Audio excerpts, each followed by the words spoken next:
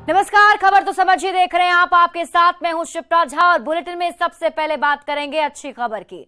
बिहार में बहाली की मांग कर रहे शिक्षक अभ्यर्थियों के लिए अच्छी खबर है। मुख्यमंत्री नीतीश कुमार ने विधानसभा में ऐलान किया कि शिक्षकों की बहाली भी होगी और उनके वेतन भी बढ़ाए जाएंगे। साथ ही सीएम ने शिक्षा मंत्री चंद्रशेखर को नसीहत देते हुए कहा कि कैबिनेट में शिक्षक बहाली का प्रस्ताव ही नहीं आया और बाहर बहाली की बात आ गई।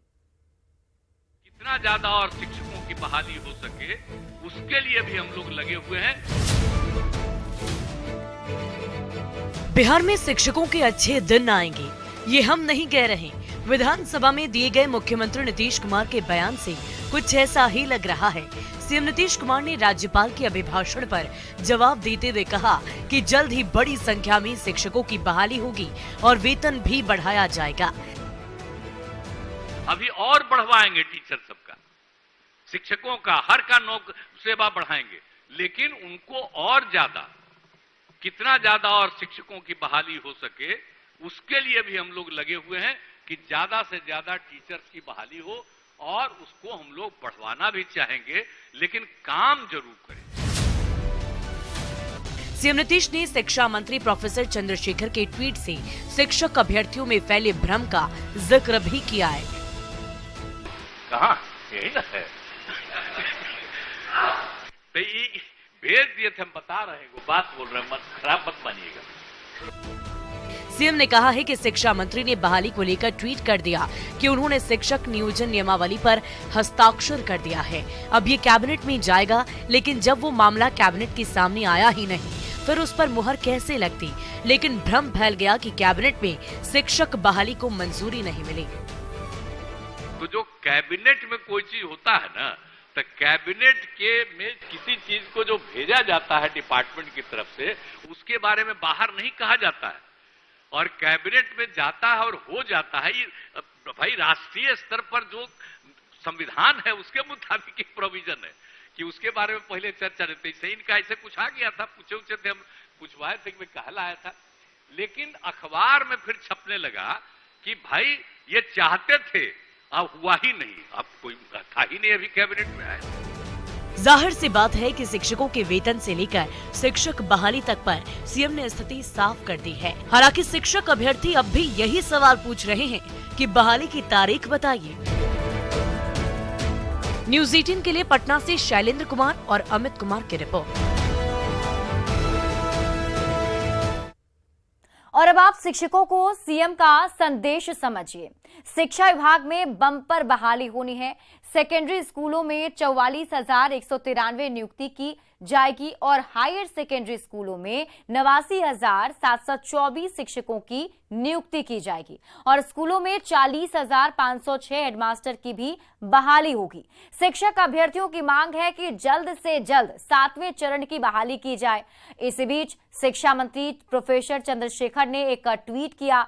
ट्वीट में चंद्रशेखर ने लिखा कि उन्होंने नियोजन नियमावली पर हस्ताक्षर कर दिया है। अब ये कैबिनेट में जाएगा और 2023 में शिक्षा विभाग में 3 लाख से ज्यादा नौकरी मिलेगी।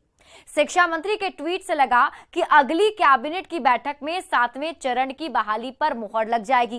कैबिनेट में फैसला न होने पर शिक्षक अभ्यर्थियों में भ्रम फैला कि सरकार बहाली नहीं चाहती है। मुख्यमंत्री ने विधानसभा में आज इसकी स्थिति साफ कर दी। नीतीश कुमार ने कहा कि कैबिनेट में प्रस्ताव नहीं पहुंचा तो मुहर कैसे लगेगी। नीतीश कुमार ने शिक्षा मंत्री को नसीहत भी दी। कैबिनेट की बात सार्वजनिक नहीं करने की नसीहत दी गई है। हालांकि नीतीश कुमार ने स्पष्ट कर दिया है कि बहाली हर हाल में होगी और शिक्षकों का वेतन भी बढ़ाया जाएगा। बढ़ते हैं आगे और अब बात, एक तरफ सदन में मुख्यमंत्री नीतीश कुमार ने शिक्षकों की बहाली और उनका वेतन बढ़ाने का ऐलान कर दिया, तो दूसरी तरफ बिहार के शिक्षक अभ्यर्थियों ने शिक्षा सुधार पदयात्रा भी शुरू कर दी है, जो मोतिहारी के बापूधाम स्टेशन होते हुए मधुबनी घाट पहुंची। बाबू कैसा बना देश, आप रहते बाबू तो आप क्या कहते हैं, बिहार शिक्षा के गर्त में चला गया बाबू। बाबू बिहार का शिक्षा मॉडल ध्वस्त हो गया है बाबू। अब इसीलिए आपसे आशीर्वाद ले रहे हैं बाबू। हमको आशीर्वाद दीजिए कि हम बिहार सरकार को सोचने में विवश करते हैं बापू, क्योंकि बिहार के सरकारी स्कूल में शिक्षा का मॉडल ध्वस्त हो चुका है, योग्य शिक्षक नहीं रहते हैं। गांधी जी की प्रतिमा के सामने फूट फूट कर रोते ये किसी नाट्य मंडली के सदस्य नहीं है, ये बिहार के शिक्षक अभ्यर्थी हैं।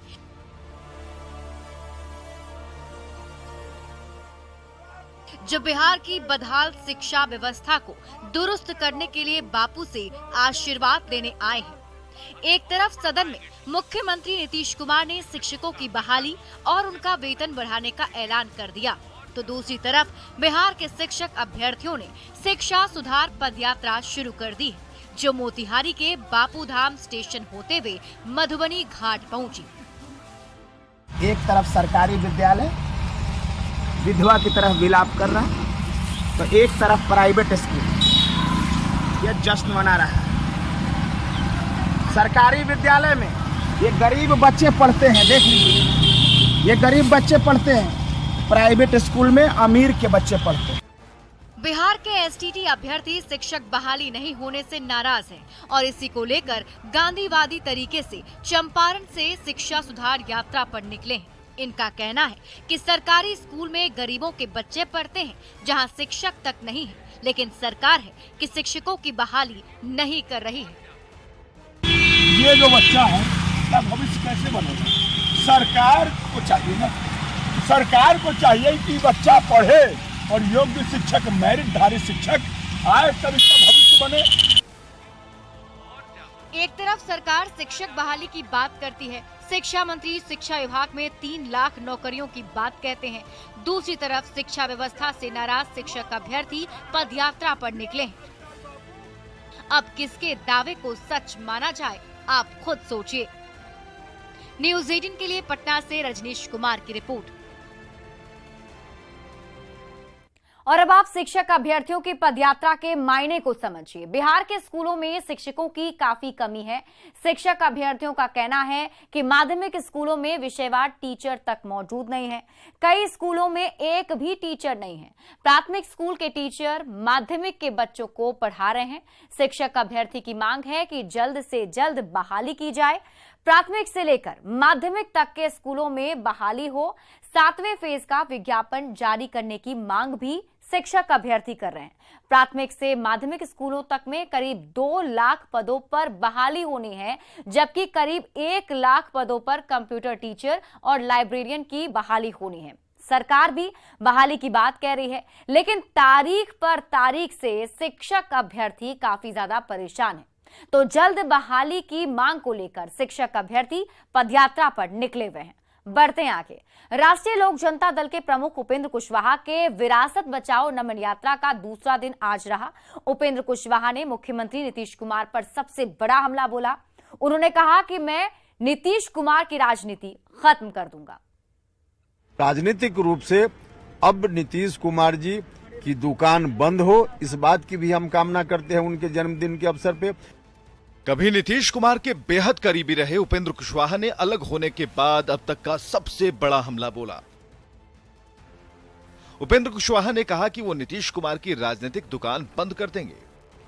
राजनीतिक रूप से अब नीतीश कुमार जी की दुकान बंद हो, इस बात की भी हम कामना करते हैं उनके जन्मदिन के अवसर पे, क्योंकि जिस तरफ राजनीति को ले जाना चाह रहे हैं नीतीश जी, बहुत ही दुर्भाग्यपूर्ण दिन बिहार के साथ आ जाएगा। अगर वैसा हुआ तो उनके राजनीतिक कदम को रोकने के लिए हम पूरी ताकत लगाएंगे और नहीं जाने देंगे उनके तरफ जिस तरफ वो राजनीति को ले जाना चाहे।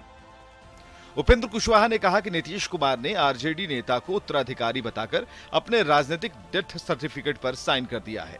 उनकी राजनीति तो खुद ही उन्होंने खत्म कर ली है। अब नीतीश जी ने खुद ही ऐसा डिसीजन ले लिया कि उनकी राजनीति उन्होंने खुद ही अपने राजनीतिक जीवन पर एक तरह से कहिए कि डेथ सर्टिफिकेट पर सिग्नेचर कर दिया। जिस दिन उन्होंने आरजेडी के नेता के नेतृत्व में महागठबंधन को बनाने और बिहार को ले जाने की बात करने लगे, उसी दिन समझिए कि राजनीतिक रूप से अपने डेथ सर्टिफिकेट पर उसी दिन उन्होंने सिग्नेचर कर दिया। नीतीश कुमार की तरफ से तेजस्वी यादव को 2025 में महागठबंधन का चेहरा बताए जाने के बाद नीतीश और कुशवाहा की दूरी बढ़ी और कुशवाहा ने जेडीयू छोड़कर नीतीश से नाता तोड़ दिया। राष्ट्रीय लोक जनता दल के नाम से नई पार्टी बनाने के बाद कुशवाहा विरासत बचाओ नमन यात्रा पर हैं। यात्रा के दूसरे दिन कुशवाहा ने नीतीश कुमार पर अब तक का सबसे बड़ा हमला बोला है। न्यूज़ 18 के लिए मुजफ्फरपुर से संवाददाता आनंद अमृतराज की रिपोर्ट। और अब आप कुशवाहा के बयान के मायने को समझिए। लालू परिवार के शासन के विरोध में ही नीतीश कुमार की राजनीति आगे बढ़ी थी और उपेंद्र कुशवाहा ने उस वक्त नीतीश कुमार की सरपरस्ती में राजनीति की शुरुआत की। लालू परिवार को सत्ता से हटाने में कुशवाहा भी नीतीश कुमार के साथ थे। 2021 में तीसरी बार कुशवाहा एक बार फिर से नीतीश कुमार के साथ आ गए। कुशवाहा को यकीन था कि नीतीश कुमार फिर राजनीति केंद्र की करेंगे और उन्हें अपना उत्तराधिकारी बनाएंगे, लेकिन नीतीश कुमार ने आरजेडी के तेजस्वी यादव को आगे बढ़ाने की बात कह दी। अब नीतीश कुमार ने 2025 का चुनाव तेजस्वी के नेतृत्व में लड़ने की घोषणा कर दी। कुशवाहा का आरोप है कि आरजेडी सत्ता में आई तो 2005 जैसे हालात हो जाएंगे और यही वजह है कि उपेंद्र कुशवाहा नीतीश कुमार से अलग हो गए। इनका दावा है कि तेजस्वी को आगे बढ़ाने की बात कहकर नीतीश कुमार ने अपने राजनीतिक डेथ सर्टिफिकेट पर हस्ताक्षर कर दिया है, लेकिन वो बिहार में 2005 जैसे हालात नहीं बनने देंगे।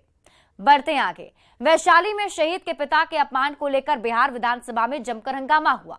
वहीं इस मुद्दे पर रक्षा मंत्री राजनाथ सिंह ने बिहार के मुख्यमंत्री नीतीश कुमार से बातचीत की। सीएम ने कहा कि इस पूरे मामले को देखा जा रहा है। आदेश दिया जाता है कि कुर्सी नीचे उठाइए। वैशाली में शहीद बेटे का स्मारक बनाने पर पिता को जेल भेजने का मामला अब तूल पकड़ता जा रहा है। इस मुद्दे पर बिहार विधानसभा में जमकर हंगामा हुआ। बीजेपी विधायक वेल में आ गए, कुर्सियां उठा ली और शर्म करो के नारे लगाने लगे। इस पर डिप्टी सीएम तेजस्वी यादव ने आपत्ति जताई, जिस पर नेता प्रतिपक्ष ने उन्हें पिछली बातें याद दिला दी जब तेजस्वी यादव आसन पर चढ़ गए थे। तेजस्वी यादव ने माना कि उन्होंने गलती की थी, लेकिन उन्होंने ये भी कहा कि नेता प्रतिपक्ष को ऐसा नहीं करना चाहिए क्योंकि वो कभी इस आसन पर बैठ चुके हैं। बैठ जाइए, बैठ। आसन पर आप ही चढ़े थे ना। आप अच्छा, टेबल पटकना आप मना करते थे, कुर्सी उठाना आप मना। एक मिनट भाई, बात कर रहे ना। अरे आप सुनिए। अरे चलो यार, हम लोगों से गलती हो जाती है। हम लोग आपके तरह उदारवादी लोग नहीं ना, सुन लीजिए। लेकिन एक बात समझ लीजिए, होगी गलती। आपके कहना अनुसार अगर आपको लगता हमसे गलती हुई तो चलो थोड़ी देर के लिए मान लेते कि गलती विपक्ष में रह के कुछ सदस्यों से हुई होगी। इस मुद्दे पर रक्षा मंत्री राजनाथ सिंह ने मुख्यमंत्री नीतीश कुमार से बात की है।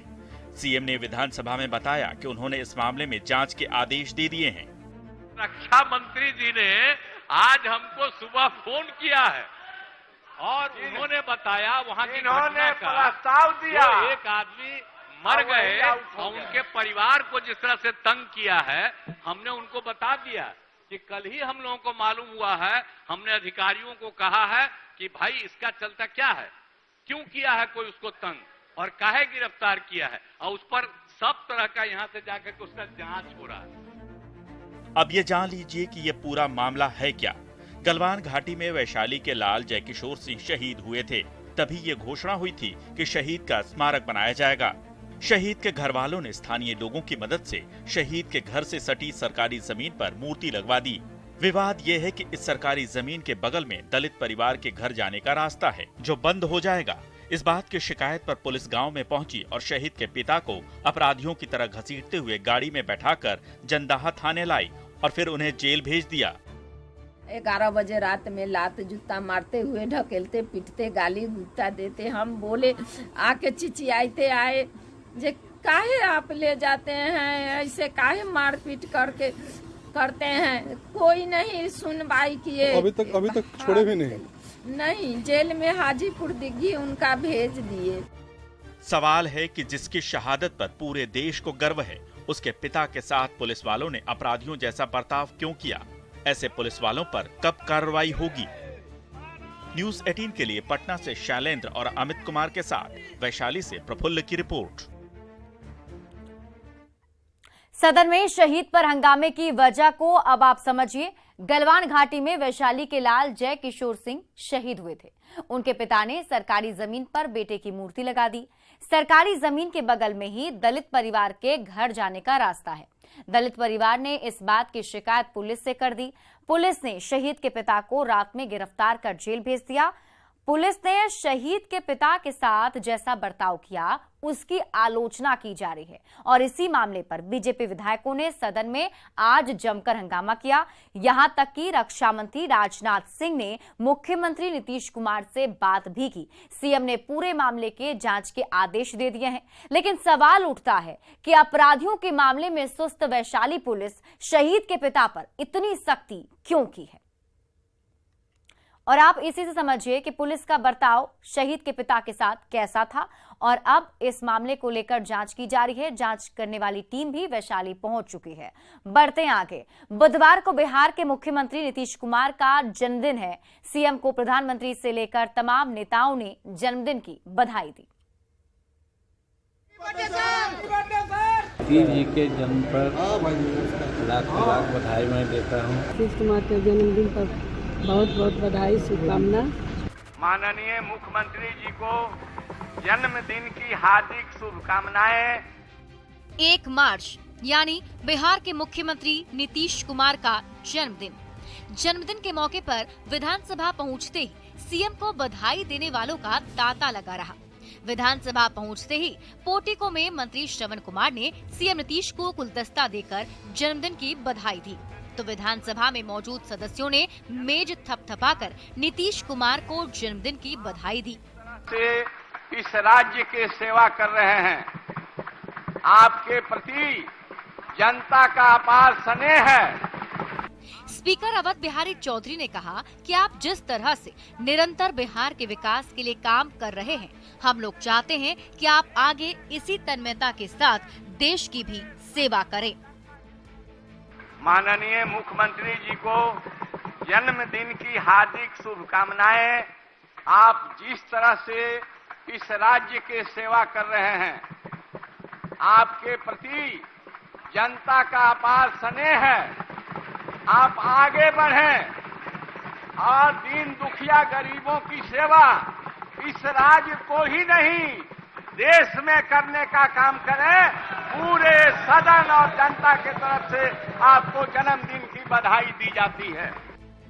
खुद प्रधानमंत्री नरेंद्र मोदी ने ट्वीट कर बिहार के मुख्यमंत्री नीतीश कुमार को जन्मदिन की बधाई दी, जिस पर ट्वीट के जरिए ही नीतीश कुमार ने पीएम को धन्यवाद दिया। लिखा, आपकी ओर से मिली शुभकामनाओं के लिए आपका नमन एवं अभिनंदन। प्रधानमंत्री के अलावे कांग्रेस सांसद राहुल गांधी और पक्ष विपक्ष के तमाम नेताओं ने भी नीतीश कुमार को जन्मदिन की बधाई दी। न्यूज़ 18 के लिए पटना से शैलेंद्र और अमित कुमार की रिपोर्ट। झारखंड में चिकित्सकों के एक दिन के कार्य बहिष्कार से मरीजों की जान आफत में आ गई। रांची के रिम्स के साथ साथ सभी सरकारी और निजी अस्पतालों में परेशान मरीज भटकते रहे।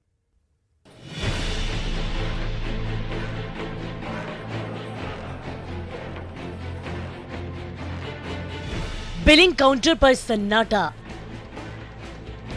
दर्द से कर्राहते मरीज और परिजनों का लंबा होता इंतजार। ये नजारा है झारखंड के सबसे बड़े सरकारी अस्पताल रिम्स का, जहां चिकित्सकों के कार्य बहिष्कार ने रोगियों की जिंदगी आफत में डालकर रख दी है। गिरिडीह, चतरा, पलामू और पुरुलिया जैसे दूर दराज के इलाके से लंबा सफर करके रांची पहुंचे इन मरीजों और उनके परिजनों ने जब रिम्स में कदम रखा तो उन्हें हड़ताल का पता चला। अब उनके सामने हड़ताल खत्म होने तक इंतजार करने के सिवाय और कोई चारा नहीं बचा है। राज्य भर में हुए डॉक्टरों के ऊपर हमला को लेकर डॉक्टरों ने आज स्ट्राइक का ऐलान किया है, काम का बहिष्कार किया है। राज्य के सबसे बड़े सरकारी अस्पताल रिम्स की तस्वीर है, जहां डॉक्टर्स हड़ताल पर है और मरीज परेशान यहाँ पर है। इमरजेंसी सेवा फिर भी खुली है, लेकिन मरीज जो है। जिला हमारा घर पड़ता है मैम, सामने गरीब आदमी है, हम लोग का यहाँ बहुत देरी से खाना पीना भी दिक्कत होता है, रहने में भी दिक्कत है। बच्ची का थोड़ा 2-2.5 साल का बच्ची है, अभी तक वहाँ गए। कहाँ चोट है? माथा में चोट है, उसका ब्लड जम गया है और रिपोर्ट देने में कभी बोलता है कि वहाँ पे जाइए, नया में जाइए। अभी बोला गया कि कल खुलेगा, कल आइएगा आप लोग। इनका हम लोग का दिक्कत है, चतरा से आ रहे हैं हम लोग। क्या बोला गया? बोला गया यहाँ हड़ताल है, अभी पर्ची नहीं कट रहा। चिकित्सकों की कार्य बहिष्कार ने मरीजों और उनके परिजनों की परेशानी बेहद बढ़ा दी है। इलाज के लिए वो एक काउंटर से दूसरे काउंटर और दूसरे काउंटर से तीसरे काउंटर तक दौड़ भाग रहे हैं, पर डॉक्टर अपनी मांगों पर अड़े रहे। रिम्स, IMA और झांसा कभी भी नहीं चाहती है कि मरीज के अहित में कोई काम हो, मगर यहाँ पे हम डॉक्टर्स विवश इसलिए हो गए क्योंकि विगत 15 दिनों में इतनी सारी डॉक्टर्स के साथ में दुर्भाग्यपूर्ण घटनाएं घटी हैं, जिसको कि हम लोग अभी भी बहुत ज़्यादा ही निंदा कह सकते हैं उस चीज़ को।